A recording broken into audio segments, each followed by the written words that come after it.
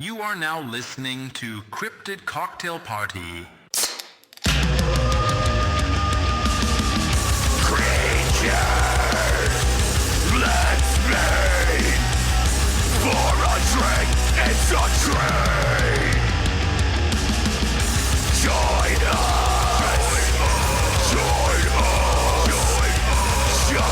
us in the fight. Cryptid Cocktail Party. Cryptid Cocktail Party.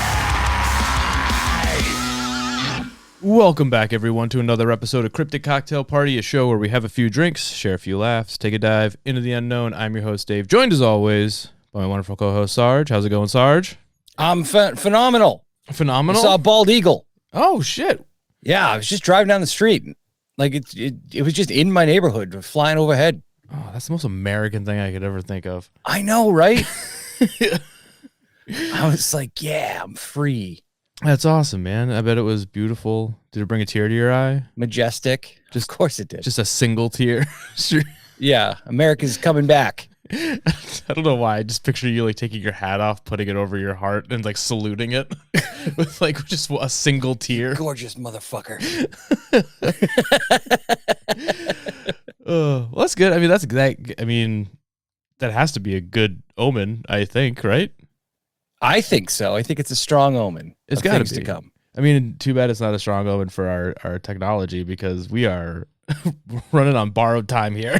Yeah, I know. Because we could not get this shit to work It's for ridiculous. the life of us. Yeah, but with that said, I'm happy that you're I don't know, that the ghost of Thomas Jefferson blessed you today. I don't know. You've had an eventful weekend. I did. It's my wife's birthday today, and we've done literally all the things. So I'm tired. Exactly. No, but it's fun. I enjoy celebrating my wife. She's a great person. So I mean, I'll do whatever she wants to do for her birthday. It's worth the sacrifice. Yeah, I mean, I didn't really sacrifice anything. Mrs. Cryptid Cocktail Party, I hope you've had a wonderful birthday. Yeah, it's her birthday today. So happy birthday to my wonderful wife. She's not gonna listen to this. But I guess I'll just, Happy birthday anyway, madam. yeah, I'll get it out there. But sorry, since we're running on borrowed time, you want to go. You want to dive right into this? Let's just dive in. No lube. Let's go. All right. So again, we are going to be continuing on our journey, our yokai journey. Do you remember the breakdown of yokai and all that stuff that we did last week? So you're good. I don't need to explain anything further to you, I assume. No, we're good. We're good. I got pretty good handle on it. There's nature ones. There's some that is just objects in your house. I get it. Okay, good. So every so often in rural Japan, there are nights when the landscape seems to fall into an unusual silence. The wind stalls out, the insects stop calling, and the stillness feels kind of weighted, as if something massive is passing through the darkness just beyond the fields and just beyond your line of sight. Some say, if you listen carefully on nights like this, you might catch a faint clattering of something in the distance, a dry, uneven, kind of like a rattling echoing through the silence. Now, the sound isn't tied to any footsteps or movement, and it kind of comes and goes, drifting in and out. Sometimes it seems far off. Sometimes you could swear that it was right behind you. Then, just as suddenly as it began, it stops.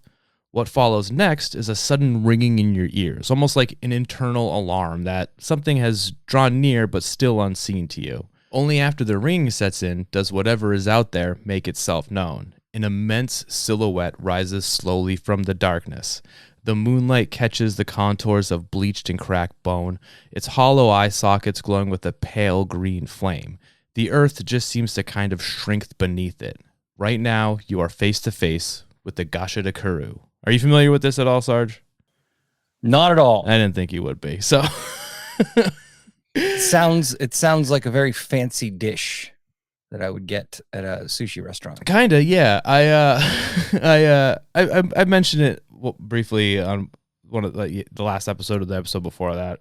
I did a whole episode on this years ago, before your time, and I kind of feel like since we're doing yokai, I should redo it. I realized after reading through the old script that I got a bunch of shit wrong, and no one called me out for it. So way to go, listeners. This is on you. Yeah, you failed. Yeah, so I figured we'd give it a bit of a redo, kind of fit it more into the series we're doing now, and just get your opinion on it. I already got the other person's opinion. Who cares? I need yours now. Does that make sense? Fuck that guy. No, I'm just kidding. Yeah. All right, so you're not familiar at all. Nope. Okay, so the Gashadokuro is what you would call a composite yokai. It's a single monster formed from the combined spirits of many. It isn't the ghost of one person, and it isn't a creature with any sort of personal identity or motive. Instead, it takes shape when large numbers of people die violently or miserably and are then left unburied. Because in Japanese belief, the spirits of the unburied, known as the Muin Batoke, they hang around in a state of frustration, hunger, and resentment.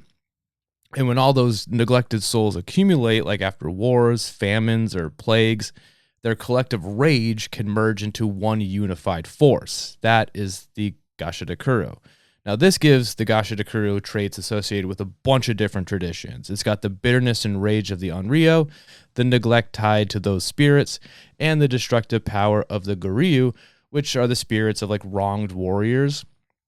So instead of a single ghost with a story, the Gashadokuro embodies collective suffering. It's quite literally a mass grave given a body. And you're probably wondering, well, what does that look like exactly?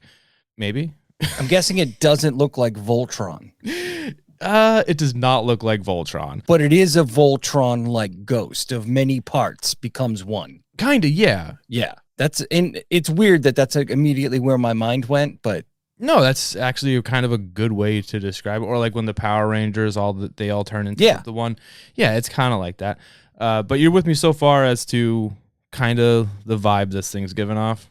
Yeah, it's a very cool idea, actually. I like it a lot. Yeah, so the Gashadokuro can only be described as a big fucking skeleton. It stands anywhere from 30 to 90 feet tall, built entirely from the bones of people who died violently or miserably. So this is like soldiers left to rot on battlefields or victims of famine and plagues that like no one bothered to bury. And it's their bones and the souls inside them that merge and fuse into a single, starving, and very pissed off monster. The skull is massive, has hollow eyes with pale green flames flickering in its sockets. Every movement this thing makes, its ribs grind together with a dry scraping noise that was once described as sounding like teeth chewing on teeth, which is such an awful sound. And since it's a skeleton, there isn't any like muscle or sinew to hold it together. Instead, the rest of the body is held together only because of pure hatred and spite that is holding the joints in place. It's kind of like I mean, like your average MAGA voter. True, I was gonna say not unlike me, but I mean, no. The one thing that we share is that we're both held together by spite and anger. Now, despite its size and general unnervingness, the Gashadokuro doesn't stomp around destroying cities and villages like Godzilla. This thing stalks you. It hunts people traveling alone on dark, quiet roads, usually after midnight, and it can move in total silence, slipping through the darkness without so much as a snapping of a twig underfoot. Except for the grinding ribs. You only hear that when it wants you to hear that. It's not. It's pretty much virtually unseen. You don't know it's near you until it's a little too late. So people only realize it's near because their ears will suddenly start ringing, and that's accompanied by a sharp, painful pressure, like something invisible is trying to pop your skull off your neck. And it's in that moment, like that ringing, that's when it has chosen you to be its next victim. And once it chooses you, it's not good because the Gashadokuro doesn't just kill people. It's actually way worse than that. Older accounts say it just scoops you up like that lady in the King Kong movies, but instead of being kind and gentle with you, it just crushes you. It just squeezes the life out of you and then just tosses your limp body. Like a toothpaste. Yeah. Then it just drops your limp body on the ground like a used napkin. More modern retellings go even further and say that this thing will pick you up by your torso, bite your head clean off, and then proceed to squeeze your blood down its throat like a human Capri Sun. It's it's not great. I mean, given the alternative of being like squeezed until your head pops off, Yeah, at least it's biting your head off first so that like you don't feel a lot of pain. that's true. Either way, it still sucks. It's not. Yeah, It's not how I'd want to go out. It's all bad. Yeah. Then once it's finished feeding, it just tosses whatever is left of you aside before disappearing back into the darkness. Weapons are useless against it, and it feels no pain. There isn't much you can do to stop this from happening, which sucks. It only stops hunting when the rage of the spirits burns out or when the dead are finally given the funeral rites that they didn't get when they died. But until that time, it just kind of wanders around hungry and relentless, guided only by the fury of hundreds of forgotten souls. How you feeling so far? Not great. No? No, it's a little sad. Yes, yeah, it is kind of a bummer. Yeah. That's all you got? I'm just thinking of like all the things that have happened to Japan Mm-hmm. in like the last 100 years and how many of these giant skeleton guys they probably got walking around. Probably more than you'd like. Yeah. That's what I... One is too many. One is too many, but a bunch of them, that's kind of sick. Yeah. You know, if they weren't so pissed off, I feel like that'd be kind of rad. But they are. I wonder if they fight each other. Like Pacific Rim style? Yeah, like a bunch of emo kids arguing about who's sadder. I don't think they're sad. I think they're angry because they were just left to rot in a field somewhere, or they were just completely forgotten. All right, so like a bunch of hardcore kids arguing about who's angrier. I guess. Sure. Now, the origins of the Gashadokuro are tied to a very real fear in Japanese history. What happens to the dead when no one is left to care for them?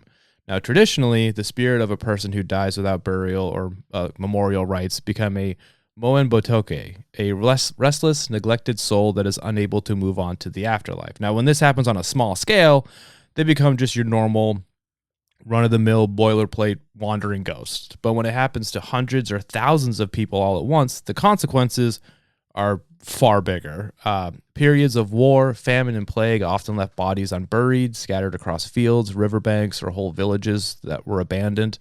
Now, without funerary rites, those spirits linger in states of hunger, frustration, or just straight-up rage. The Gashadokuro emerges at the moment when that collective resentment reaches a breaking point, when the spiritual weight of so many neglected dead fuses into one massive, overwhelming entity. Now, this would explain things like its size, its aggression, its hunger, and its persistence. It hunts at night because the unburied dead were believed to rise in the hours when the boundary between the living and the supernatural were at its thinnest. It cannot be harmed because there's no single body or spirit to destroy. Like I mentioned previously, it only disappears when the energy animating it finally burns out, or when the spirits that form it receive the rights they were previously denied. So in a cultural sense, the Gashadokuro is a reminder of the burden the living owe the dead. You don't want a 90-foot tall, bloodthirsty bone monster eating you at night. Just bury your dead. That's all you need to do. Yeah. Yeah. No. Sounds like a lot of work, though, like after a war or a famine. Yeah, but I mean, maybe it's a bigger thing. You know, war is bad. Don't let people have... I don't know, dude. Yeah, like don't wage war, I guess, would be the lesson you learn. Yeah. But I think we solved war, man. God damn, I think... Did we just solve war? Fuck, dude. Do you want a Gashadokuro? Because this is how you get a Gashadokuro. Now, even though the Gashadokuro is a relatively modern yokai in terms of its official name, which I'll explain what that means later, the image of a massive skeleton monster has deep roots in Japanese art and storytelling, especially during the Edo period. Now, if you haven't picked up on this during our last few episodes, artists of the time were obsessed with ghosts, vengeful spirits, and all sorts of supernatural shit, and skeletal figures appeared all the time in woodblock prints, illustration, and even in like kabuki theater. The most influential of these images comes from a 1844 woodblock print by the artist Utagawa Kuniyoshi, titled Takayashi the Witch and the Skeleton Spectre. The print shows like a massive skeleton forcing its way through the ruined interior of Soma Castle, summoned by Princess Takayasha, daughter of famously executed rebel leader Taira no Masakado, as she confronts like a government sorcerer. Now, obviously, I can't tell you the whole story of the rebellion and all that stuff, but obviously, like the real rebellion led by Taira no Masakado, or what happened after his execution, had nothing to do with sorcery or giant spirits. But in these Edo period retellings, she calls forth the bones of her father's fallen soldiers to avenge his execution and the men who were left to rot on the battlefield after the rebellion was crushed.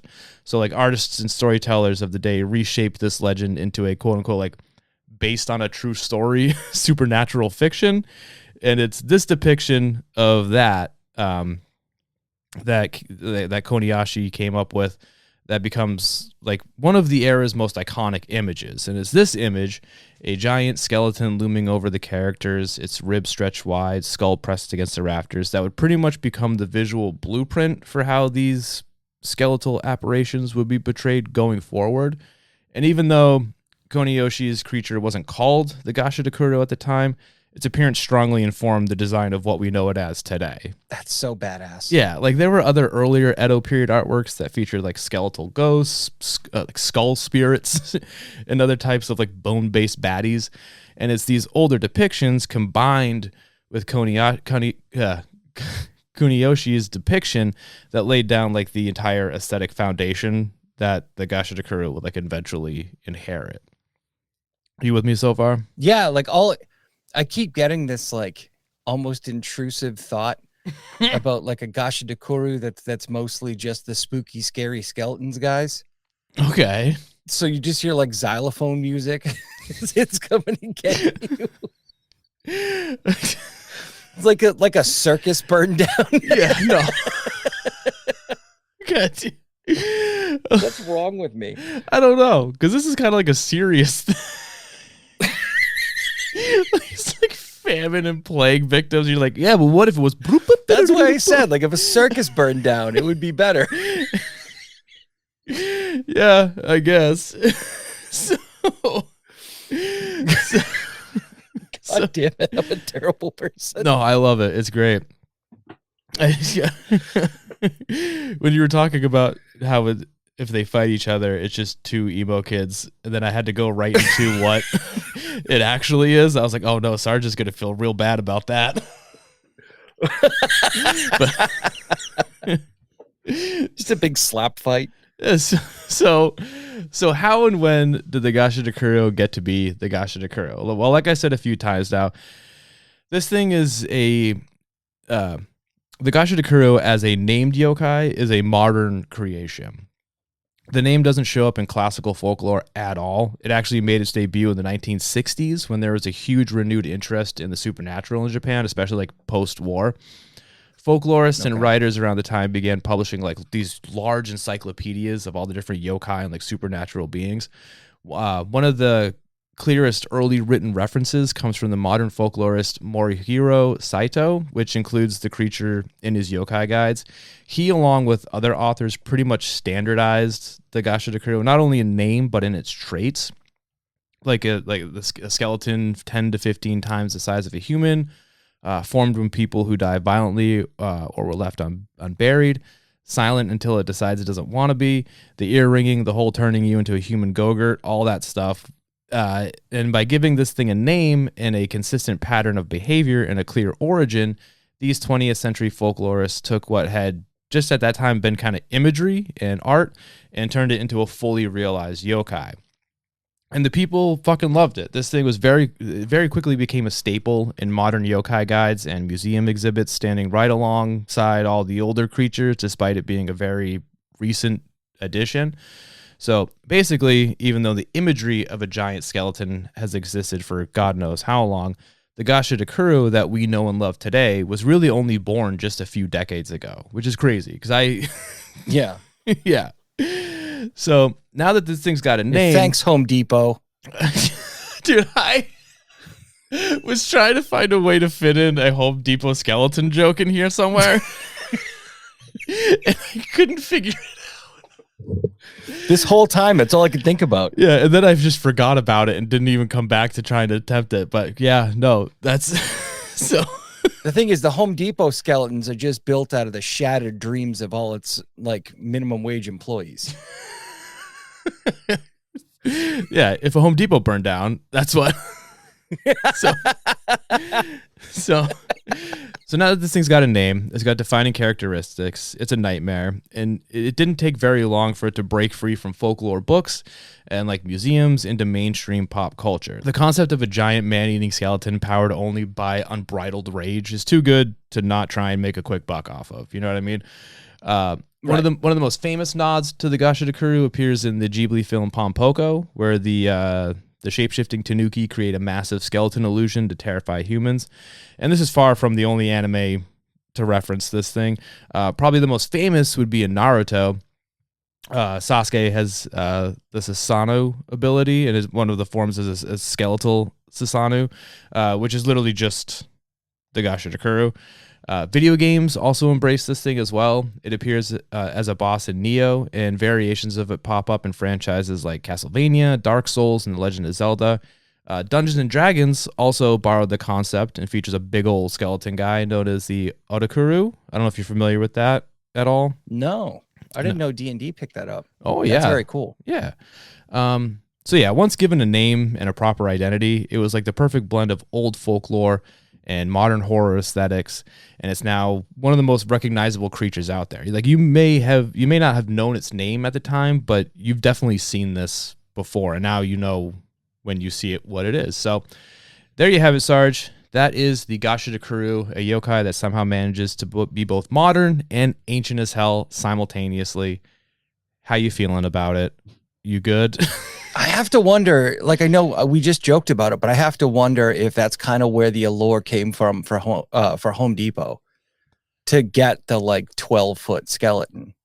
Maybe. I mean, it's not as big as the Gashadokuro, but but I've actually seen bigger. I've seen ones that are like, they look like they're about 20 feet tall. Maybe it'd be cool. A cool Halloween decoration. It's an awesome Halloween decoration, and I couldn't figure out why they did it. I was like, why? What? No one is that tall. So like, why would you have it? The Bible. Not that I have a problem with it. I was just like, I don't understand. Like, it's cool that it exists, but like, where did the idea come from? And maybe in some small way, it was inspired by this. It could be. I have no idea. But a cool idea would be to get one of those giant things and then just at its feet, just put like a miniature replica of like Kyoto or something. Tokyo. Yeah, like really put it to scale. You know what I mean? I think that'd be really cool. Agreed. Yeah. Yeah, I probably, like I said, this, like the concept of a giant skeleton has been around forever. So I'm sure it's partially inspired by that, or just people are like, oh, big skeleton, spooky. I have no idea. Yeah. I'm thinking like maybe they saw a picture. Yeah, maybe they saw a picture or something. We're like, oh, that's a cool idea. Let's do that guy. It could be. But how you feeling about this? You got any thoughts, questions, concerns? I honestly, like, this is like, I keep saying this, but like, this is probably the coolest one we've talked about yet. It's one of my favorites for sure. I just like the idea of it. Yeah, I like the concept behind it. I like it's just sorrow and rage, like an amalgamation of all that. That's what I mean. Yeah, it's such a fucking cool concept, and then like the reasonings behind it are cool because it's not like this one's not really like.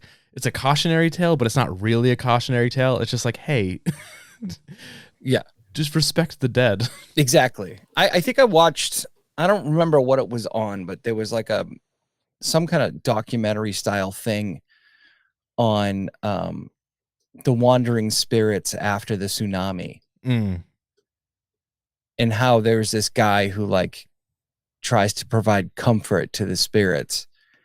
And that's what I was thinking of when you started talking about this. I was like, oh man, I wonder if, they've come up with one for that. I don't know. Because that would be, an understandable outcome. My only thought when I was writing this and I was reading about it and stuff like that is it says that it can only be quelled. Like it can only be stopped when the rage that the spirits feel burns out, or when they're given their funerary rites. And I was just thinking, like, what if only like 12 got their funerary? Like, what? What if not all the spirits got it? Like, Like, just loses a leg. yeah, that's exactly. Like, it's just a chunk of it's got like it just Like it's coming to get you and its arm falls off. yeah, like a few ribs, like a few ribs go missing or something. Like its lower jaw falls. Like that's because at that point, like it's not all the spirits, or does it get replaced by other spirits? Like there can only be one Gashadokuro at a time. So as some go That's a away, tough one. Right? But then maybe it gets replaced by spirits that really don't really have that much business being mad. Like one spirit just had a really rough day. Yeah, they're just in different spirits. I think. Yeah, it's like that leg's just a little skinnier than the others because it's just made up of like kind of pissed off spirits. Yeah. I don't know. That's just a thought I had. Like now I need to know the answer to that, and I'll do some digging. I highly doubt there's an answer, but I want to know. We need to find another folklorist. We need answers right now. Exactly. All right. Yeah, that's it, Sarge. That was a good one. It's a fun one. It's a fucking badass. It's not a long story because again, it's like a newer yokai. It's only like 60 years old, so there's not many like stories involving the Gashadokuro because it wasn't around at the time when these stories were being told. There are stories of, like I said, skeleton creatures and big skeletons, small skeletons, just skulls, but they're not really Gashadokuro stories, if that makes sense. Right. So I didn't want to spend time. Well, when we began this journey, the name yokai was very familiar to me, and I couldn't remember why. Okay, and why was it? There's like a anime when I was a kid called Yokai Watch. Okay. And apparently it's a watch that this kid wears, and it's basically like a ripoff of Pokemon. Okay. But it's yokai instead. And I thought, how fucked up is this? Because if I remember correctly, all of these things have some weird sexual fetish part to them, like the 3 buttholes on the kappa, or the one we did last week, which is just like a hot lady who turns into a spider. They're not all sexual. Well, yeah, this one, that's why I didn't bring it up before, because this one's not sex at all. It's just anger. But also, I mean, some of them can be horny. Yes, that is true. Yeah. No, they're not all horny. Obviously, the horny ones make for better stories. But also, the kappa's not horny. I mean, yeah, it is. It kind of... It is. Yeah. He's got 3 buttholes, and he puts his fist up your butt. Yeah, and it's known to us. Yeah, it assaults. Yeah, no, yeah, you're right. God damn it. So then I was like, man, that fucking cartoon is really fucked up.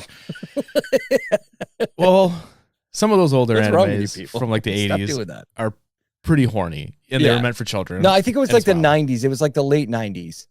Oh God, I'll have to look into It was that. called Yokai Watch. So was the watch a yokai? No, I think the watch summoned the yokai. Okay. So it was actually more of like a ripoff of Ben 10 and Pokemon. All right. Hell yeah. I'll do some digging on that and see what I can find. Maybe my wife's seen it. She's seen a lot of fucking weird anime. All right. I don't remember what It was like a kid's show. I remember it now. Yeah. I don't remember what we were talking about, but I think that's all we got. Yeah, that's it. Yeah, shorter episode.